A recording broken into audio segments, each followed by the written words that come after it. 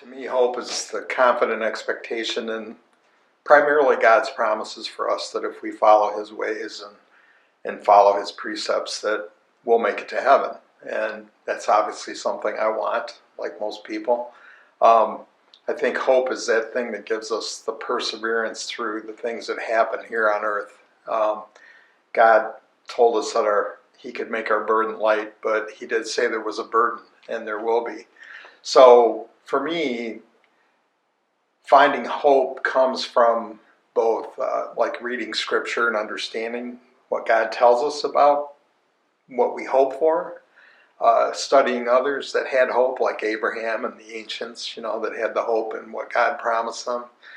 And I think that, the opposite of hope is despair. And when you think about some of the models of people that I've looked at over my life, St. Monica, for example, had hope, and she prayed for 25 or 30 years that her son would come back to his senses and come to the faith. And those are the kind of stories, other people like Holocaust survivors, that they never lost their hope, and that's what got them through such dark times. And I think when you look around today, almost any age, we think that things are so terrible sometimes right now. They're probably no different than they were for every generation.